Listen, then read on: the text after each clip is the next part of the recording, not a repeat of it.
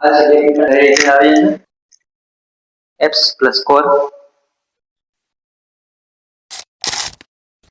નમસ્તે મિત્રો, ઘરે કે હોસ્ટેલ રહીને બોડી બનાવવાનું સપના જોવો છો, તો આવો એ સપનાને સાકાર કરીએ.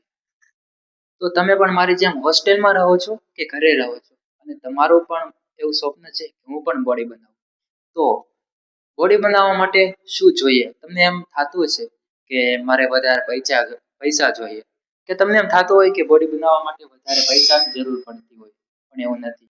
તો તમે પણ ઓછા બજેટમાં સારી બોડી બનાવી શકો છો. બોડી બનાવવા માટે બજેટની વધારે જરૂર નથી રહેતી. એના માટે કન્સિસ્ટન્સી અને ડિસિપ્લિન બે વસ્તુ જ જરૂરી છે. અને તમારું મેઇન એક હોય છે ફોકસ. ફોકસ આખો દિવસ તમારે બોડી ઉપર કરવાનું રહે છે. બજેટની કોઈ ચિંતા નથી. તો તમે પણ હોમ અને હોસ્ટેલમાં રહીને બોડી બનાવવા માંગો છો, તો એના માટે તમને એમ થતું હશે કે ઘણા ઇક્વિપમેન્ટ જોતા છે, ઘણા સાધન જોતા છે, પણ મેં 1.5 વર્ષ આ હોસ્ટેલમાં રહી અને બોડી બનાવી છે. જો પેલા તમને હું મારી બોડી બતાવી દઉં, ત્યાંથી જોજો.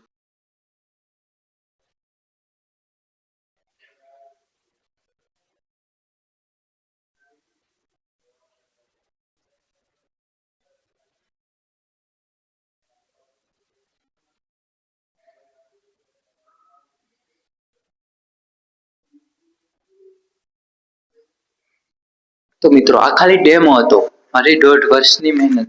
આ તમને ઓછું લાગતું છે, પણ હવે 1.5 વર્ષ થઈ ગયા છે, તો આના રિઝલ્ટ હવે બહુ ફાસ્ટ દેખાશે, એટલે કે જલ્દી દેખાશે. તો આપણે ડિસિપ્લિન અને કન્સિસ્ટન્સી રાખવાની છે. આપણે શરૂ રાખવાનું, ક્યારે પણ બંધ નહીં કરવાનું. કદાચ કઈ ફંક્શન હોય, તમે 1-2 દિવસ બંધ કર્યું હોય તો ચાલે, એમાં વધારે નહીં. પણ તમે વધારે 1 મહિનો, 1.5 મહિનો એટલું બંધ કરો તો એની ઇફેક્ટ તમારી બોડી ઉપર દેખાવા મળે. તો પેલા તો આજે હું તમને ખાલી ચેસ્ટ અને શોલ્ડર એ બેના જ વર્કઆઉટ કહેવાનો છું, અને બીજા બોડીના વર્કઆઉટ તમને બીજા વિડીયોમાં કહીશ. તો ધ્યાનથી જોજો, કેમ કે ફૂલ બોડી વર્કઆઉટ અત્યારે તમને કહી તો થોડું ડીપમાં કેવું પડે અને વિડીયો લાંબો થઈ જશે. તો આજે શોલ્ડર અને ચેસ્ટ બેના વર્કઆઉટ તમને કહું, તો તેના માટે બે સાધન લઈ લેવાના છે. તે બધા જ ના ઘેરે હોય છે. તો ચાલો તમને બતાવો એ સાધન શું છે. તો મિત્રો, આ સાધન છે. આપણે માત્ર ખાલી બે મિનિટ શોલ્ડર અને ચેસ્ટ બંનેનો વર્કઆઉટ આરામથી કરી શકો છો. તો ચાલો તમને કહું કે કઈ રીતે એક્સરસાઇઝ કરવાની હોય છે. તો પહેલા આપણે શોલ્ડરથી શરૂ કરીએ. આ બંને ઈંટો તમે હાથમાં લઈ લીધા. આ બંને ઈંટો લઈ અને તમારે કંઈક આવી પોઝિશન બનાવવાની છે. તમારી બેકને આમ ત્રાસી કરી દેવાની છે, આવા આકારમાં કરી દેવાની છે. પછી તેને આ ઈંટને આ રીતે ગોઠવી અને આ રીતે લઈ જવાનું છે. આ રીતે પરફોર્મ કરવાનું છે. આવા તમારે 3 સેટ મારવા છે એક સાથે. પણ આ એક્સરસાઇઝ અલગ અલગ રીતે કરવાની છે. પણ આ એક્સરસાઇઝના 3 સેટ મારવાની છે. તો મેં પહેલા કીધું એક આ જો,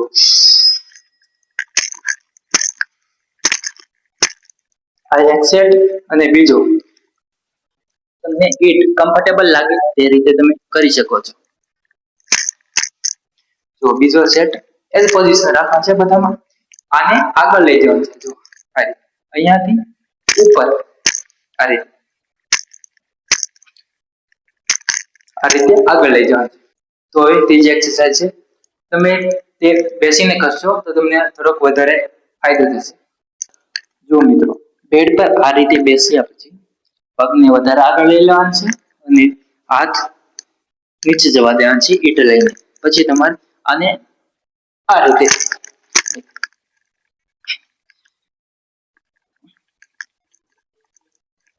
રીતે પરફોર્મ કરવાનું છે.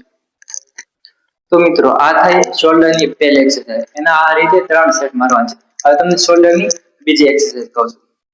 તો તેના માટે ઘરે આવો બેડ, હમણાં બતાવું એવો બેડ કે ડોલ લઈ તેનાથી એક્સરસાઇઝ કરવાની રહેશે. તો કઈ રીતે કરવાની છે હું તમને જણાવું. જો મિત્રો, આ બેડ છે, તો તેના ઉપર તમને લાગે એટલો વજન તમારે રાખી દેવાનું છે. શરૂઆત જ કરો છો તો જેમ બને એમ મિનિમમ કરજો, ઓછામાં ઓછું કસરત અને વેટ લેજો, વજન લેજો. તો બીજી એક્સરસાઇઝ કરું છું. બેડને આ રીતે પકડી તમારે ખાલી તમારા ખભા આ શોલ્ડરને અપ કરવાના છે આ રીતે. આના તો મિત્રો આથી બીજી એક્સરસાઇઝ તે તમારાથી લાગે એટલા રિપીટેશન અને 3 સેટ મારવાના છે. તે બહુ જ જરૂરી છે 3 સેટ, કેમ કે તેનાથી રિઝલ્ટ સારા મળે છે.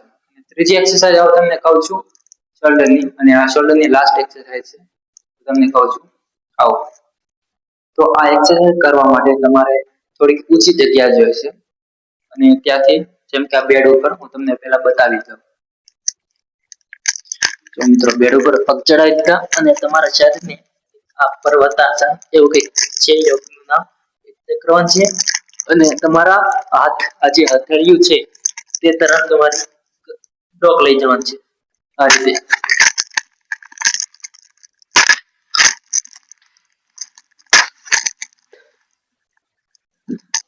તો મિત્રો આ થઈ ગઈ આપણી શોલ્ડરની ત્રીજી એક્સરસાઇઝ. આના પણ તમારે જેટલા લાગે એટલે રિપીટેશન અને 3 સેટ મારવાના છે. તો શોલ્ડરનું વર્કઆઉટ અહીંયા પૂરું થાય છે. હવે આવે છે ચેસ્ટનું વર્કઆઉટ. તો ચાલો તમને કહું ચેસ્ટનું વર્કઆઉટ. એમાં પણ માત્ર આ ઈટ બે જ ઇક્વિપમેન્ટ જોશે, બે જ સાધન જોશે. તો ચાલો તમને કહું એની એક્સરસાઇઝ. તો મિત્રો ચેસ્ટના વર્કઆઉટમાં પહેલી એક્સરસાઇઝ આવે છે પુલઅપ્સ. પુલઅપ્સ એ તો બધાને મારતા આવડતા હોય, પણ એની સાચી રીત કઈ રીતે હોય છે એ તમને કહું. ચાલો, તો તમારે સૌપ્રથમ તમારા હાથને તમારા શોલ્ડર બરોબર લઈ જાઓ અને છાતીને થોડીક આગળ લઈ જાઓ. આ રીતે નથી રહેવાનું, પાછળ કે આગળ, એટલે સુધી લાવવાનું છે. ચેસ્ટના જે નિપલ છે તમારા હાથ બરોબર આવી જવા જોઈએ. પછી તમારે છાતીનો ભાગ છે તેને નીચે લીધા છે અને તેના પર ફોકસ કરી ઉપર પ્રેશર આપવાનું છે, તે રીતે ઉપર આવવાનું છે. જુઓ,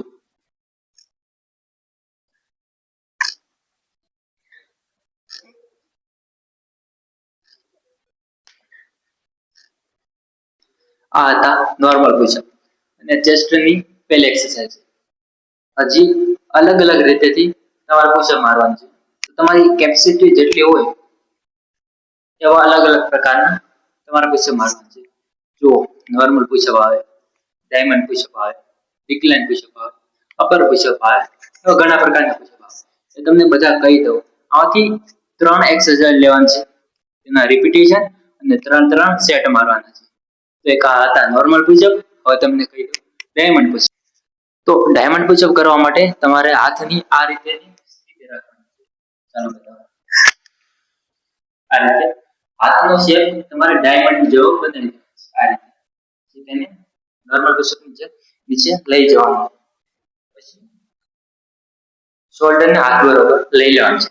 જે જવાનું છે નીચે ઉપર, નીચે ઉપર.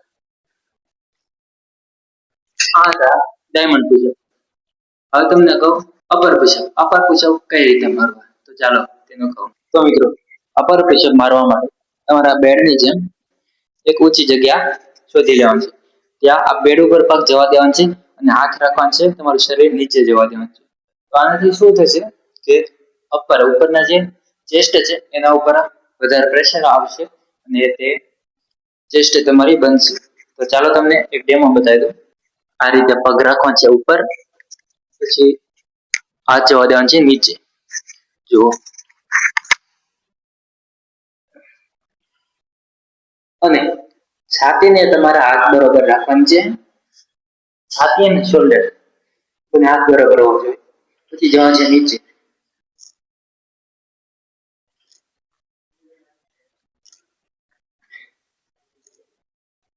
તો મિત્રો આ થઈ ગયા આપણા અપર પુશઅપ. અને છાતીની ટોટલ 3 એક્સરસાઇઝ એટલે કે 3 પુશઅપ આપ્યા તમને.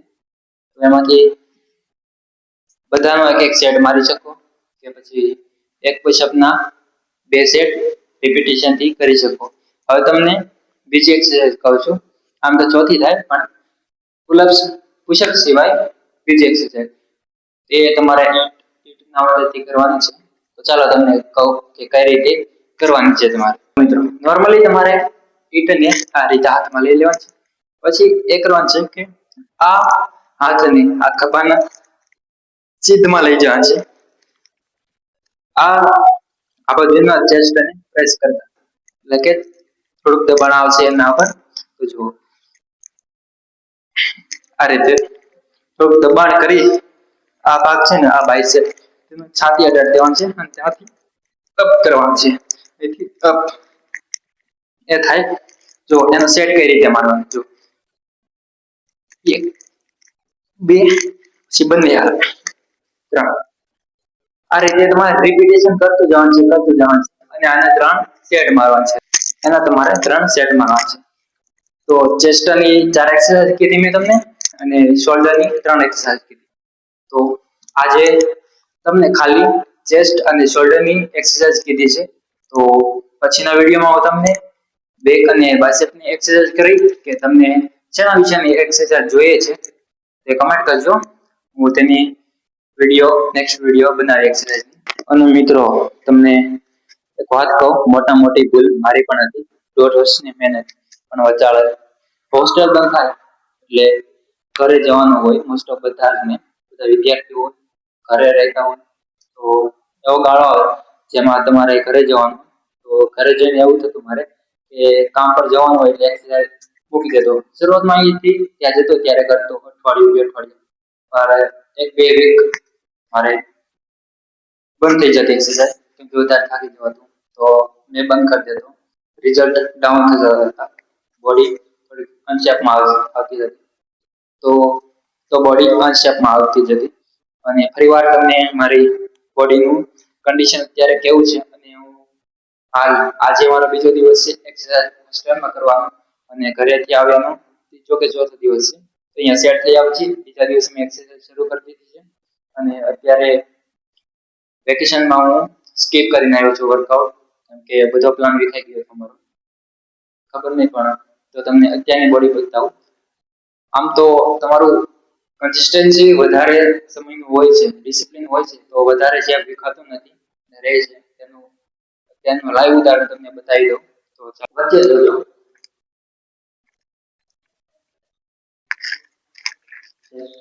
સાઈડ ચેસ્ટનો બોલ કરું છું.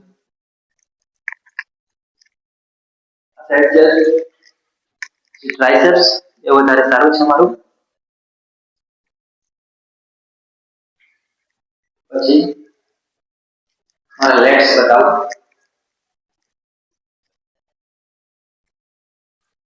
લેગ્સ બાર બહુ લે નાવ લે